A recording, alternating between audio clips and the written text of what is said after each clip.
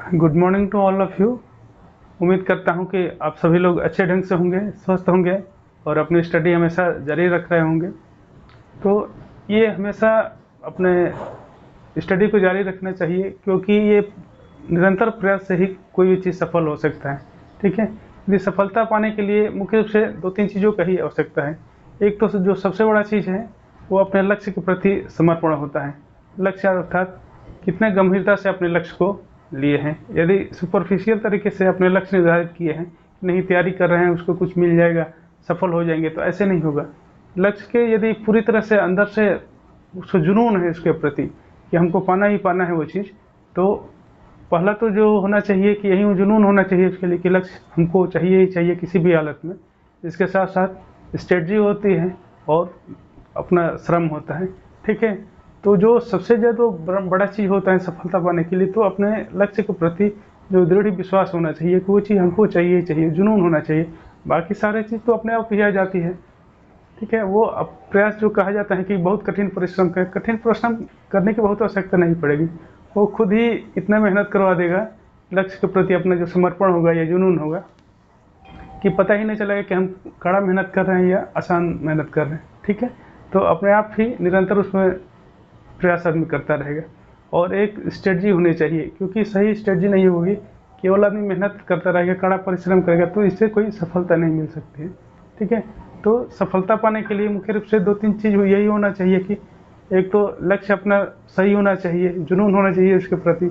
दूसरा कि उसके प्रति जो अपना समर्पण भी होना चाहिए, साथ साथ जो स्ट्रेटजी सही स्ट्रेटजी होनी चाहिए। यदि स्ट्रेटजी सही नहीं हो तो कोई फ़ायदा नहीं होगा। इसके साथ साथ अपना प्रयास भी होना चाहिए। ठीक है, तो उम्मीद कर रहा हूँ कि यही अपना निरंतर इसे फॉलो कर रहे होंगे और इसी तरह से आगे बढ़ रहे होंगे। ठीक है, भले ही लेट थोड़ी सही, लेकिन सफलता जरूर ही मिलेगी। ठीक है, तो इसी के साथ ही हम लोग आज का क्लास शुरुआत कर रहे हैं। तो आज हम लोग का जैसे कि है क्लास की महाद्वीप जो महासागर है उसके निक्षेपों के बारे में डिस्कस करना है, ओशियनिक डिपॉजिट या महासागरीय निक्षेप। इस भाग में हम लोग देखेंगे कि महासागरीय निक्षेप होता क्या है, इसके स्रोत हैं, वो कौन कौन से स्रोत हैं, एक कौन कौन से कहाँ कहाँ से आते हैं। दूसरा चीज़ कि कितने भागों में कितने प्रकार के जो निक्षेप होते हैं और कितने भागों में उसको डिवीजन किया गया है, उसका प्रोसेस देखेंगे हम। ठीक है, तो सबसे पहले हम लोग देखते हैं कि जो ओशियनिक डिपॉजिट या महासागरीय निक्षेप होते क्या है। तो ये निक्षेप जैसे कुछ स्थल दंडित होते हैं, स्थल पर के जितने भी जो कंकड़ पत्थर धूल मिट्टी होता है ये सब होता है। दूसरी चीज़ की जो वनस्पतियों के अवशेष होता है, इसके साथ साथ जो जीव होते हैं उसके अवशेष वगैरह भी होते हैं, अस्थिर पंजे होते हैं, ये सब मिला करके ये निक्षेप के रूप में जब जो महासागर के तली में जमा हो जाता है तो इसको महासागरीय निक्षेप के रूप में संज्ञा देते हैं। ठीक है, तो हम लोग कई तरह से इसको डिवीजन किए हैं कि एक तो डिवीजन किया गया है इसमें या कि पहला जो डिवीजन इसका किया गया है कि भूमिश किया गया है, मतलब कि जो स्थलखंड से आने वाले हैं। दूसरा डिवीजन है कि ज्वालामुखी पदार्थों से जो निश्चित जो लावा होता है या धूल राख होता है उसके द्वारा होता है। और तीसरा होता है जलजात, कि जल के अंदर भी कई वनस्पतियाँ होती हैं या जीव अवशेष होते हैं, तो उसके द्वारा भी उससे वो अवसादों का निर्माण होता है, वो निक्षेप के रूप में होता है। ठीक है, तो सबसे पहले हम लोग देखते हैं कि ये जो निक्षेप होता है अवसाद होता है इन्हीं कारकों से आता है। इसके साथ साथ जो हमेशा ये असंगठित होता है या निरंतर हमेशा जमाव होते रहता है।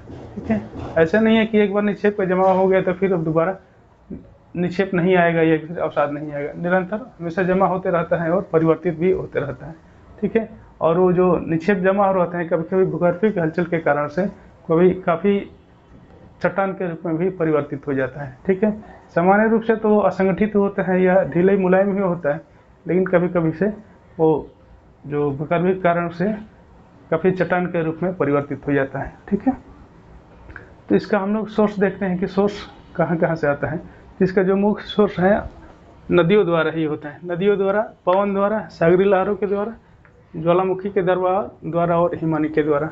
ठीक है, तो जितने भी ये जितने भी कारक हैं इसमें सर्वाधिक जो स्रोत है वो नदियों के द्वारा ही होता है, अधिकांश स्रोत, क्योंकि जो स्थलखंड से जितने भी अवसाद जाते हैं मुख्यतः नदियों के द्वारा ही जाते हैं और कुछ पवनों के द्वारा। ठीक है, और हिमानी का रोल इसमें काफ़ी कम होता है।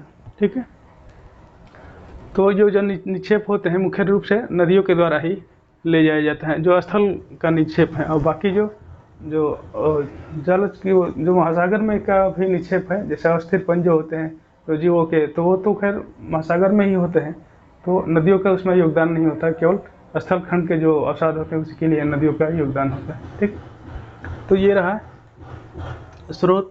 ज्वालामुखी क्रिया द्वारा भी, जैसा कि हम लोग जानते हैं कि उससे मैग्मा निकलता है और धूल राख सब कई चीज़ निकलता है, गैसेज निकलते हैं, तो इसको द्वारा भी धीरे धीरे महासागरों में जमा होता है, तो वो भी निक्षेप के रूप में परिवर्तित हो जाता है। ठीक है, और जो स्थल खंडों पर भी जो ज्वालामुखी का उद्गार हुआ रहता है, वहाँ से भी नदियों द्वारा बहा करके और पवन द्वारा बहा करके उड़ा करके ले जाया जाता है निक्षेप के रूप में। ठीक है, तो ये रहा मुख्य स्रोत।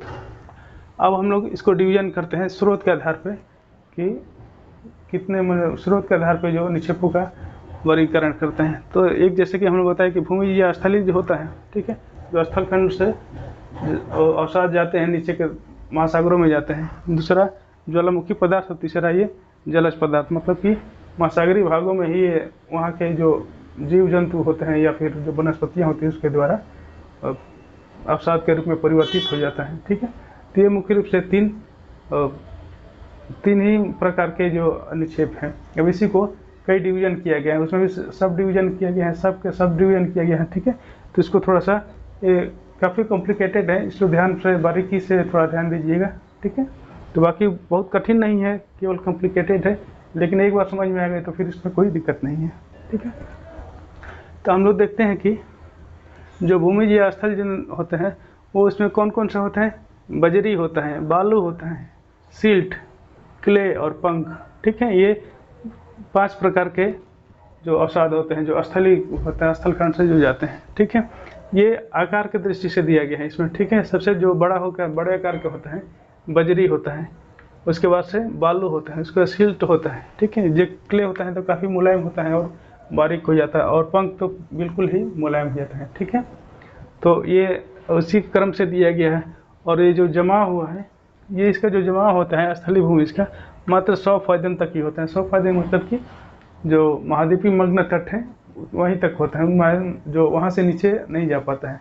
तो महाद्वीपीय मग्न ढाल है, वहाँ पर इसका जमाव नहीं हो पाता है, थोड़ा बहुत जमाव होता है, अन्यथा ये मग्न तट ही तक ही रहता है। ठीक है, जो 100 फादन के नीचे जो जमा होता है वो ये यहाँ से होता है, जलजात जो पदार्थ होते हैं वहाँ से उसका जमाव होता है। ठीक है, उसका कारण हम लोग देखेंगे आगे। तो सबसे पहले हम लोग देखते हैं कि ये तो क्रम में है, साइज के हिसाब से है, सबसे बड़ा, उसके बाद छोटा, उसके बाद छोटा, ये क्रम में आता है। इसको याद कर लीजिए, अच्छे ढंग से याद कर लीजिएगा, क्योंकि ये क्वेश्चन यहाँ से पूछा जाता है। ठीक है, कि बड़ा से छोटे की तरफ या छोटे से बड़े की तरफ। ठीक है, अब इसका जो ये भी गहराई के अनुसार भी ये दिया गया है। ठीक है, गहराई जो ऊपर वाला स्थल खंड के पास में बजरी होगा, उसके बाद से उसके नीचे बालू होगा, उसके नीचे सिल्ट होगा, उसके बाद से क्ले होगा, जैसे अभी फिगर में दिखा रहे हैं। ठीक है, ये मान लीजिए कि मग्न ढाल है, अब यहाँ से सी लेवल है, तो ये जो बजरी होगा ऊपर बजरी होगा, उसके बाद से नीचे बालू होगा, इसके बाद से सिल्ट होगा, उसके बाद क्ले होगा, उसके बाद पंख होते हैं। ठीक है, ये यहीं तक होता है। तो इस टाइप में इसका श्रेणीकरण के रूप में होता है। ठीक है, तो इसको ध्यान में रखिएगा। और ये जो श्रेणीकरण भी है असंख्य, साथ साथ इसका साइज के अनुसार भी है, बार बार कर रहे हैं, ध्यान में रखिएगा। अब इसको ये पंख को एक मरे महोदय थे, उन्होंने 3 भागों में इसको डिवीजन किया था। ठीक है, पंख सबसे जो नीचे तली में होता है, यहाँ पे जिसका जमा होता है इसका, तो मरे महोदय थे, वो 3 भागों में डिवीजन किया है। पहला जो था लाल पंख, दूसरा हरा पंख, नीला पंख, तीसरा हरा पंख। ठीक है, तो ये इसका जो विशेषता है याद रखिएगा, ये तीनों का विशेषता, जैसे नाम के साथ साथ इसका क्या क्या विशेषता होते हैं, ज़्यादा क्वेश्चन यहीं से पूछा जाता है, नाम और उसके विशेषता कहीं मैच करने के लिए आता है या फिर, ठीक है, तो अलग अलग से भी पूछा जा सकता है इसको। तो जो लाल पंख होता है वो उसमें लोहे के ऑक्साइड होता है, ये लोहे के ऑक्साइड के कारण से इसका भी कलर लाल कलर का हो जाता है। ये ब्राज़ील यहाँ पे मिलता है, ब्राज़ील साइड में मिलता है। जो पीला सागर मिलता है यहाँ पे चाइना के पास में, वांगो नदी जहाँ ड्रेन करती हैं, पीला इसीलिए वो पीला सागर भी नाम पड़ा है। और अटलांटिक महासागर यहाँ भी छिटपुट रूप में मिलते हैं ये, ठीक है। और इसमें चूना पत्थर की मात्रा होता है 32% होता है। ये 2-3 चीज़ें हैं इसमें याद रखना है कि चूना पत्थर की मात्रा और किस चीज़ से मिलकर के बना हुआ है, ठीक है। तो इसमें चूना पत्थर होता है 32% होता है, ठीक है। और जो अगला है जो नीला पंख है, ठीक है। जो नीला पंख है ये आयरन के सल्फाइड द्वारा इसे बना होता है, ठीक है। इसमें आयरन के सल्फाइड होता है, इसमें जैविक तत्व बहुत होता है और चूना पत्थर की जो मात्रा होता है वो मात्र 32% होता है, ठीक है। तो ये नीला पंख को ध्यान में रखिए। अब ये कहाँ कहाँ पाया जाता है, तो ये हिंद महासागर में मिलता है, अटलांटिक महासागर में, भूमध्य सागर में और आर्कटिक सागर में, और जो छोटे छोटे वन सागर हैं, ठीक है, उसमें भी मिलता है। वन सागर जैसे कि बंगाल की खाड़ी में मिलता है, ब्लैक सी की तरफ भी मिलता है, पूरे भूमध्य सागर में ये मिलता है, ठीक है। तो ये ध्यान में रखिए कि 3-4 जगह पे मिलता है, हिंद महासागर, अटलांटिक, भूमध्य सागर और आर्कटिक सागर, ठीक है। आर्कटिक सागर में भी मिलता है ऊपर साइड में। अब है अगला है हरा पंख, ठीक है। हरा पंख ये कैसे होता है कि रासायनिक अपक्षय के कारण से इसका निर्माण हुआ रहता है, ठीक है। इसमें पोटेशियम और सिलिकेट होते हैं, पोटेशियम के सिलिकेट होते हैं और लोहा का भी मात्रा होता है जो हरा पंख होता है उसमें। और जो चूना पत्थर होता है वो 50% चूना पत्थर इसमें होता है। याद रखिएगा हरा पंख जो होता है उसमें 50% चूना पत्थर ही होता है, ठीक है। जो कि ग्लूकोनाइट की मात्रा इसमें मात्र 8% होता है। ये पूर्वी प्रशांत महासागर व अटलांटिक तट पे होता है, ठीक है। इस क्षेत्र में ये मिलता है ज़्यादातर ये, ठीक है। इस भाग में ये हरा पंख मिलता है, ठीक है। अब देखते हैं कि ज्वालामुखी पदार्थ द्वारा, तो ज्वालामुखी हम लोग 2 जगह पर उद्गार होता है, एक तो महासागरीय भाग में होता है और दूसरा जो स्थल खंड पर भी ज्वालामुखी का उद्गार होता है, ठीक है। तो जो इसको 2 भागों में डिवीजन किया गया है, तो इसमें बहुत ज़्यादा इम्पोर्टेंट नहीं है क्योंकि इसका रोल बहुत ज़्यादा नहीं है, ठीक है। तो केवल 2 भाग में डिवीजन किया गया है कि जो महासागर में ज्वालामुखी का जो वितरण है या जो उद्गार होता है वहाँ से द्वारा जो निश्चित पदार्थ होते हैं वो भी मिलता है, और जो स्थल खंड से होते हैं जहाँ भी स्थल खंड में, तो स्थल खंड से भी नदियों द्वारा या पवन द्वारा बहा करके अवसादों को ले जाया जाता है, महासागरों में निक्षेप किए जाते हैं, तो उसको ज्वालामुखी के द्वारा अवसाद कहा जाता है या निक्षेप कहा जाता है, ठीक है। मेन इंपॉर्टेंट है ये भूमिज वाला और दूसरा जलजात वाला, ठीक है। ये काफ़ी इंपॉर्टेंट है, जलजात वाला ही ज़्यादा इंपॉर्टेंट है। सबसे इम्पोर्टेंट मोस्ट इम्पॉर्टेंट है जो जलजात वाला, ये उसके बारे में हम लोग देखेंगे आगे, ये इम्पॉर्टेंट है। और दूसरा इम्पॉर्टेंट है ये भूमिज या स्थलीज वाला, ठीक है। अब देखते हैं जो जलजात होता है तो वो एक जैविक होता है और एक कार्बनिक होता है, ठीक है। एक जैविक होता है मतलब कि इसको ऑर्गेनिक बोला जाता है, ये अकार्बनिक मतलब कि, ठीक है, ऑर्गेनिक इसको बोला जाता है, ठीक है। इनऑर्गेनिक और ऑर्गेनिक कहा जाता है। तो ये 2 रूप में डिवीजन किया गया है। अब जैविक तत्वों को या ऑर्गेनिक को भी हम लोग 2 भागों में डिवीजन किया गया है, एक तो तलवासी है, दूसरा आगाध सागरी। तलवासी या तलवासी को क्या बोलते हैं, नेरेटिक बोलते हैं। नेरेटिक मतलब कि वो ज़्यादा गहराई पर नहीं होते हैं बल्कि ऊपर तक ही, केवल यहाँ फैदम तक ही होते हैं, 100 फैदम या अधिकतम 200 फैदम तक ही इसका होता है, ठीक है। ये इसमें जो होते हैं तलवासी मग्न तट पर ही केवल रहते हैं। ये जीवों की इसमें अवशेष रहते हैं, जैसे मोलस्क होता है, जो घोंघा का नाम जानते होंगे, घोंघा होता है, और रेडियोलारियन नाम के एक जीव होता है, उसके अस्थिर पंजों से द्वारा ये इस प्रकार के जो निक्षेप होता है मिलता है, ठीक है। तो ये नेरेटिक ध्यान में रखिएगा कि ज़्यादा गहराई पर नहीं होते हैं बल्कि वो मग्न तक ही सीमित रहते हैं, ठीक है। नाम थोड़ा क्लियर कर लीजिएगा, नेरेटिक या तलवासी इसको बोलते हैं, ठीक है। अगला है आगाध सागरी या पेलाजिक डिपॉजिट। ये सबसे मोस्ट इम्पॉर्टेंट यही है डिपॉजिट, ठीक है। ये आगाध सागरी या इसको पेलाजिक डिपॉजिट के नाम से भी जानते हैं। ये मुख्य रूप से शैवाल से निर्मित होता है और इसको ऊज की संज्ञा देते हैं। शैवाल भी होता है और साथ साथ इसमें जो जीव जंतु के अस्थिर पंज से भी इसका निर्माण हुआ रहता है।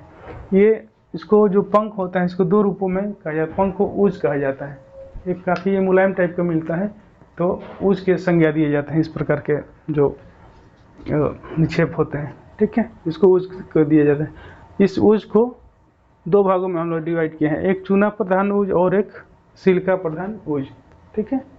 2 भागों में उसको डिवीजन किया गया है, एक सिलिका प्रधान और एक चूना प्रधान। तो चूना प्रधान को भी ये चूना प्रधान होता है, शीघ्र घुलनशील होता है और 1000 से 2000 फैदम की गहराई तक ही मिलता है। ठीक है, ये काफ़ी गहरे भाग में नहीं मिलता है क्योंकि जल में ज़्यादा घुलनशील हो जाता है, जब घुल जाता है तो वो पद तक ही रह जाता है। और यदि जो नीचे वाला है सिलिका युक्त प्रधान यूज, तो ये जल्दी घुलता नहीं है, धीरे धीरे जा करके काफ़ी जो अगाध सागर में या काफ़ी गहराई में पहुंच जाता है और एकदम नीचे के तली पे बैठा हुआ रहता है। ठीक है तो इसको दो भाग में हम लोग डिवीजन किए हैं, चूना प्रधान एक सिलिका प्रधान। अब जो चूना प्रधान है इसको दो भागों में डिवीजन किया गया, एक टेरापोड और दूसरा ग्लोबजरीना। ठीक है, वो नाम याद रखिएगा, थोड़ा सा नाम क्लिष्ट है लेकिन बार बार इसको प्रयास करने से याद हो जाएगा, कोई कठिन नहीं होता है। ठीक है, तो टेरापोड और ग्लोबजरीना। जो टेरापोड होता है ये मोलस्क जीव के जो अस्थिर पंज होते हैं उसके द्वारा निर्मित होते हैं। जैसे मोलस्क जीव जानते होंगे, जैसे घोंघा टाइप के देखे होंगे, घोंघा का जो ऊपर वाला खोल होता है चूना पत्थर का ही बना होता है या कैल्शियम कार्बोनेट का भी बना होता है। ठीक है, तो उसके द्वारा ये निर्मित होता है।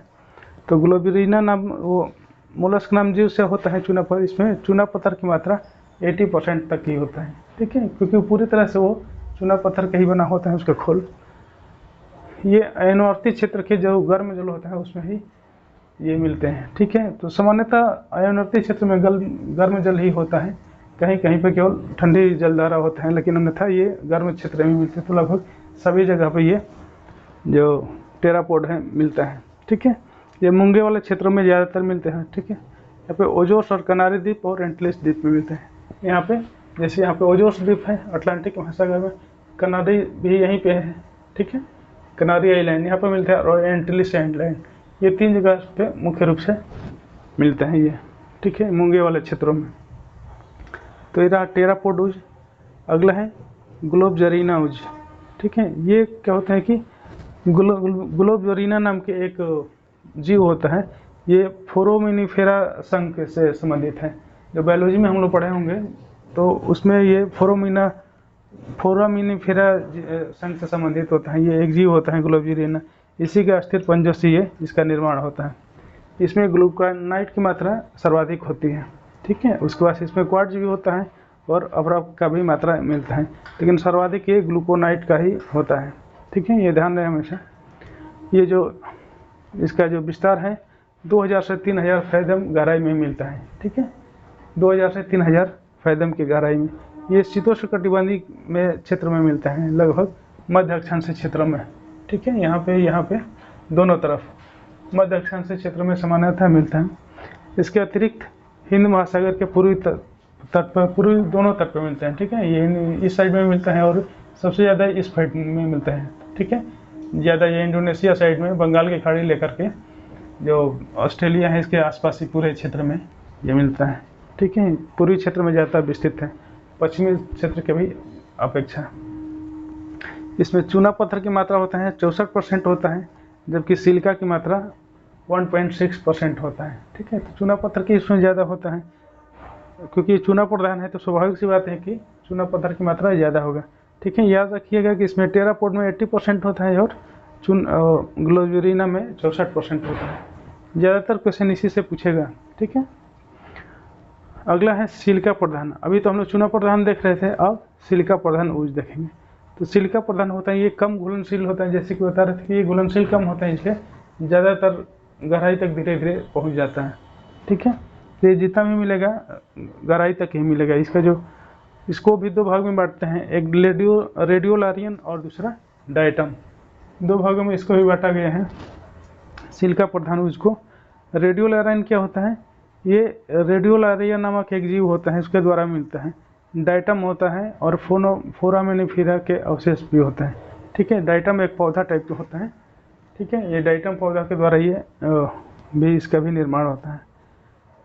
इसमें जो गहराई होता है 2000 से 5000 फैदम की गहराई पे मिलता है रेडियोलारियन। ठीक है, इसमें चूना पत्थर की मात्रा कम होता है, केवल 4% ही होता है, जबकि प्रशांत महासागर में ये काफ़ी विस्तृत भाग में मिलते हैं। ये लगभग यहाँ इस क्षेत्र में काफ़ी विस्तृत भाग में मिलते हैं प्रशांत महासागर के।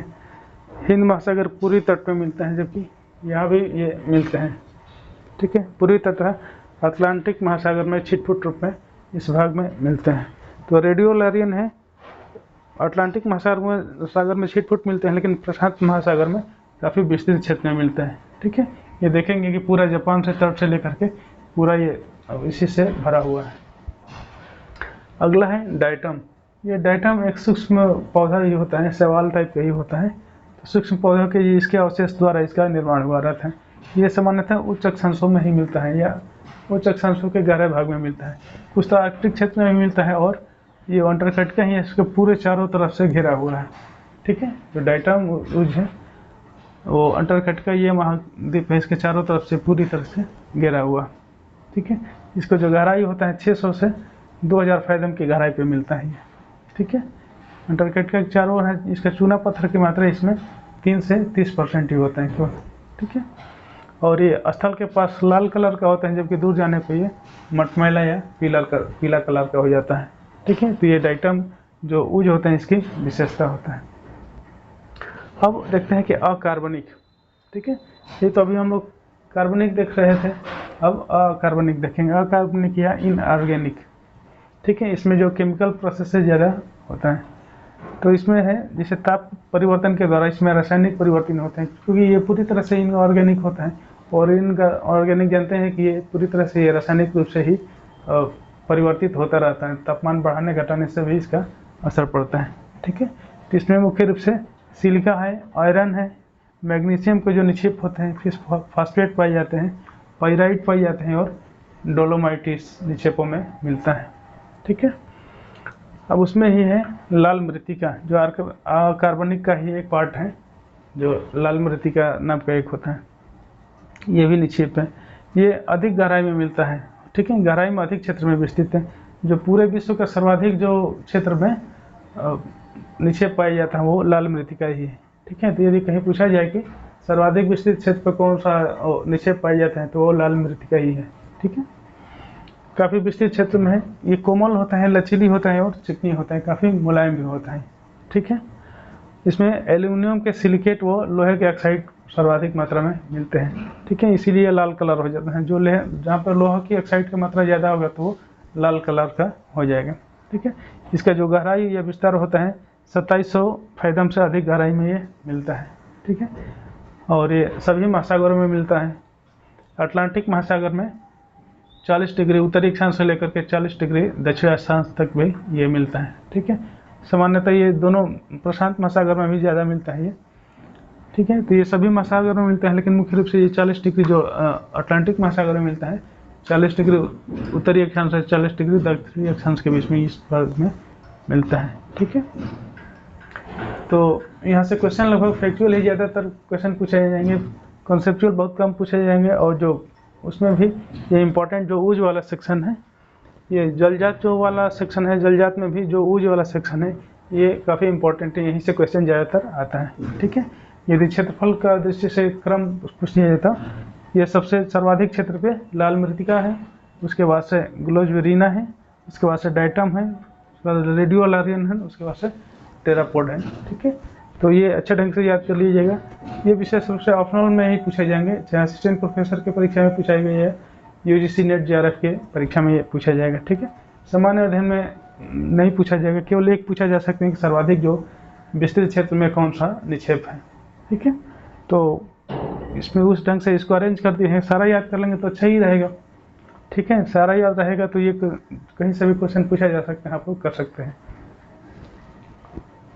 तो ये ज़्यादातर जो गहराई से ज़्यादा क्वेश्चन पूछेगा तो ऑप्शनल नहीं पूछेगा। ठीक है, जीएस में इतना गहराई से क्वेश्चन नहीं पूछेगा। ठीक है, जो जीएस में क्वेश्चन पूछेगा तो जो ऊज वाला भाग है बता रहे हैं, तो वहाँ से सेक्शन से ज़्यादा क्वेश्चन पूछेगा। ठीक है, तो उम्मीद करता हूँ कि सब कुछ अच्छे ढंग समझ में आ गया होगा। यदि कहीं कन्फ्यूजन होगा या डाउट होगा तो कमेंट बॉक्स में दीजिएगा, उसका आंसर देने का प्रयास करेंगे। ये थोड़ा सा क्लिच टाइप का है, लेकिन इतना एक बार सही ढंग से आदमी पढ़ लेंगे तो काफ़ी आसान हो जाता है। बार बार इसको प्रयास करना है, क्योंकि ज़्यादा इसमें चीज़ें फैक्चुअल ही है। ठीक है, उसमें कि कल देखना है कि कौन सा निक्षेप है, उसमें क्या क्या उसका विशेषता होता है, और इसमें कुछ है ही नहीं चीज़। ठीक है, जो कॉन्सेप्ट हमें था इतना ही कॉन्सेप्ट इसमें है कि जो घुलनशील होता है ऊपर ही रह जाता है निक्षेप, और जो अघुलनशील होता है काफ़ी गहराई तक जाता है। ठीक है, बाकी फैक्चुअल है कि किस चीज़ से बना होता है। ठीक है, कि चाहे कोई भी हो, डाइटम हो या फिर ये चुना प्रधान हो, टेरापोड हो, ग्लोजुरिना हो, जितने भी मतलब कि हैं सबका इसका केवल विशेषता याद करना, और कुछ विशेषता मतलब कि किस चीज़ से मिलकर बना है और किन क्षेत्र में पाया जाता है। यही 2 तरह से क्वेश्चन यहाँ पे ज़्यादा बनता है। ठीक है, तो आज के लिए यही 2 तक बने रहते हैं। धन्यवाद।